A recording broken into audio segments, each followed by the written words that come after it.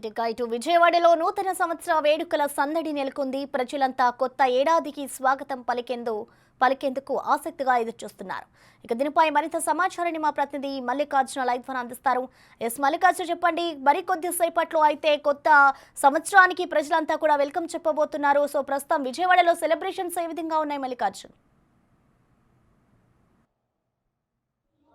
నూతన సంవత్సరానికి సంబంధించి ఆహ్వానించేందుకు కూడా విజయవాడ వాసులు ఎక్కడికక్కడ ఏర్పాట్లు చేసుకున్నారు. ప్రభుత్వం నుంచి అనుమతి తీసుకున్న అయితే ప్రైవేటు స్థలాల్లో కావచ్చు, హోటల్లో కావచ్చు, బార్ రెస్టారెంట్లో కావచ్చు, మొత్తం ఎక్కడైతే పోలీసులు ప్రైవేట్ స్థలాల్లో అనుమతి ఇచ్చారో అనుమతి ప్రాంతాల్లో కూడా అన్నింటిలో కూడా అయితే నూతన సంవత్సరానికి స్వాగతం పలికేందుకు ఏర్పాట్లు చేసుకున్న పరిస్థితి కనిపిస్తూ ఉంది. ప్రస్తుతం మనం స్క్రీన్ మీద కూడా చూసుకోవచ్చు. అయితే ఈ అపార్ట్మెంట్ వద్ద ఉన్నాము. ఈ అపార్ట్మెంట్ వాసులు అందరూ కూడా ఒక ప్రత్యేకమైన ఇక్కడ ఒక ప్రోగ్రామ్ కూడా ఏర్పాటు చేసుకున్నారు.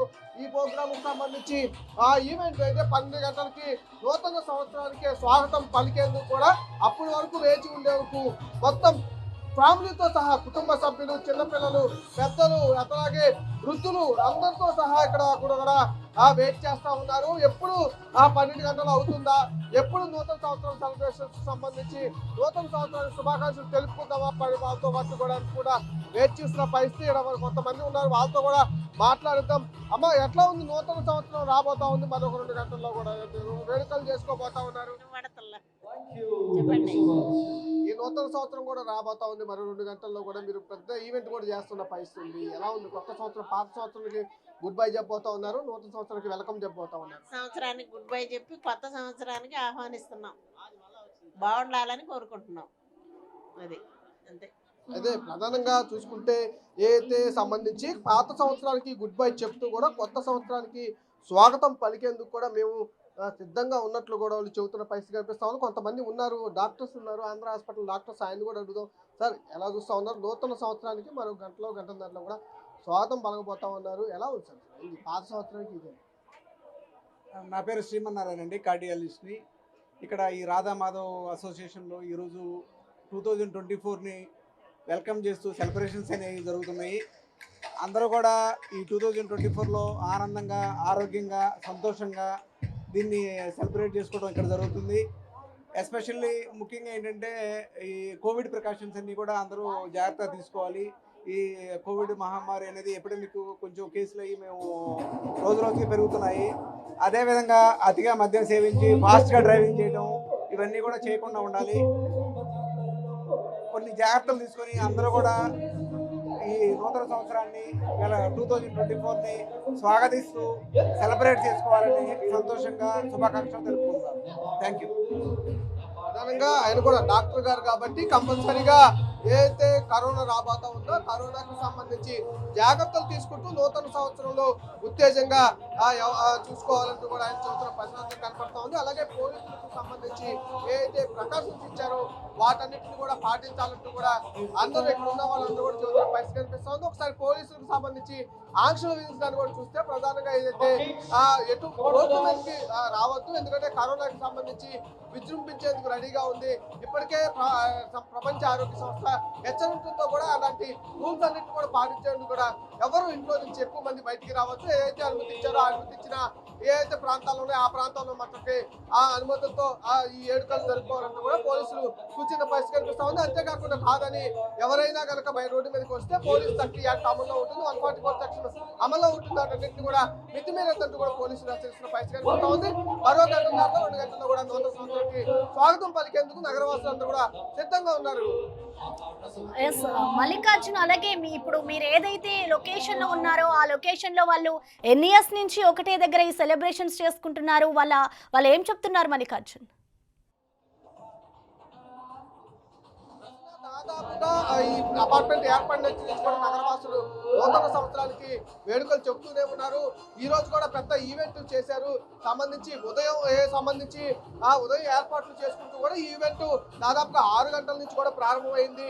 12 గంటలకు నూతన సంవత్సరానికి స్వాగతం పలికేందుకు 6 గంటల నుంచే ఇక్కడ ఉత్తేజపరుస్తూ కూడా వచ్చిన వాళ్ళందరికీ ఎక్కడ నిరాశ కలగకుండా కూడా ఉత్తేజపరుస్తూ అపార్ట్మెంట్ లో మొత్తం ఉన్న కూడా 10 ఫ్లోర్ల అపార్ట్మెంట్ ఉంటుంది. దాదాపుగా ఒక 500 నుంచి 1000 మంది నివాసాలు కూడా ఉంటాయి. వీళ్ళందరూ కూడా ఫ్యామిలీకి సంబంధించి డాక్టర్స్, లాయర్స్, ఇంజనీర్స్ వాళ్ళందరూ కూడా ఒక పార్టీలను కూడా ఏర్పాటు చేసుకున్నారు. నూతన సంవత్సరానికి సంబంధించి ఆహ్వానం పలికేందుకు సిద్ధంగా ఉన్నట్టు కూడా ఎక్కడ ఉత్తేజపడకుండా కూడా ఉండేందుకు కూడా ఏర్పాట్లు వాళ్ళ కుటుంబ సభ్యులతో కలిసి ఇక్కడ పాల్గొనేందుకు కూడా వాళ్ళు చేసుకున్న పరిస్థితి. చిన్నపిల్లలు కూడా చూసుకోవచ్చు. చిన్నపిల్లలు కూడా నూతన సంవత్సరానికి స్వాగతం పలికేందుకు కూడా వాళ్ళు ఉత్తేజంగా ఇప్పటికీ 10 గంటలు అవుతున్నా కూడా 10 గంటలకు కూడా వాళ్ళు ఉత్తేజభరితంగా ఉండే విధంగా ఇక్కడ డాన్స్ సంబంధించి కావచ్చు అన్ని ప్రోగ్రామ్స్ కూడా ఏర్పాటు చేస్తా ఉన్నారు. వాళ్ళు కూడా పాల్గొంటూ కూడా నూతన ఉత్సవానికి స్వాగతం పలికేందుకు శ్రీకారం చుట్టేందుకు పలికేందుకు మేము ఉత్సాహంగా ఉన్నామంటూ కూడా పిల్లలు సైతం కూడా గట్టిగా అనిశ్చితుల పరిస్థితి ఇక్కడ కనిపిస్తా ఉంది.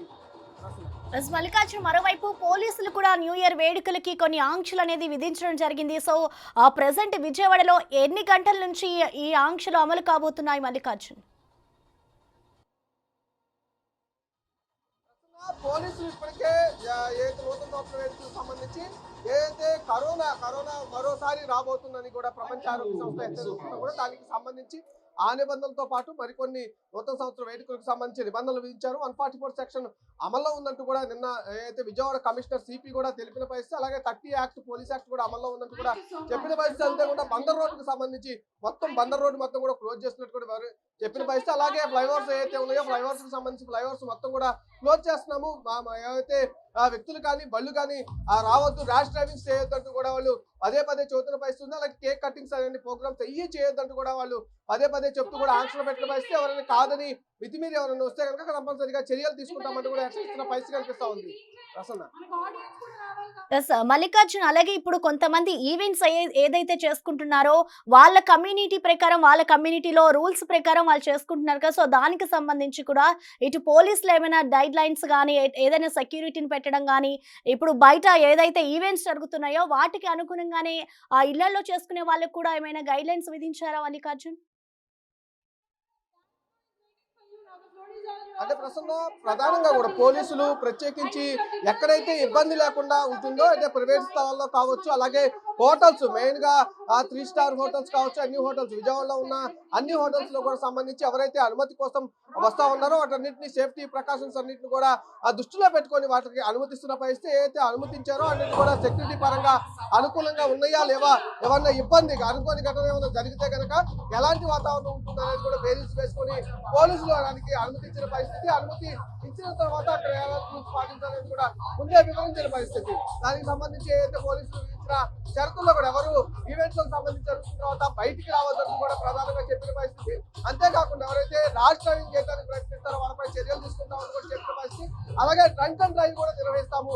అంతేకాకుండా ఫ్లైఓవర్స్ మీదకి వెళ్లకుండా కూడా ముందుగానే క్లోజ్ చేస్తాము. అలాగే ఫ్లైఓవర్స్ పక్క నుంచి ఏదైతే మెయిన్ రోడ్స్ ఉంటాయో ఆ మెయిన్ రోడ్స్ వచ్చి ఆ రోడ్ పైన కూడా సంబంధించిన నూతన వేడుకలు చేసుకోవద్దని కూడా పోలీసులు చెప్పిన పరిస్థితి. అలాగే ఇళ్లలో ఉన్న వాళ్ళకి తప్పనిసరి పరిస్థితి అయితే తప్పితే బయటకు రావద్దని కూడా వాళ్ళు ముందుగానే కూర్చున్న పరిస్థితి. కరోనా ఉన్న నేపథ్యంలో ఇళ్లలో ఉండి వేరుగైనా ఎందుకంటే ఇబ్బంది లేకుండా ఉండాలంటే ఇళ్లలోనే ఉండి చేసుకుంటే ఇంకా బాగుంటుంది, ఎవరింట్లో వాళ్ళు చేసుకున్నట్టు కూడా పోలీసులు సూచించిన పరిస్థితి. ఎందుకంటే ప్రధానంగా కరోనాకు సంబంధించి ఎందుకంటే మొన్న చూసారు అయితే ఏపీ గవర్నమెంట్ కూడా కొన్ని సూచనలు జారీ చేసింది.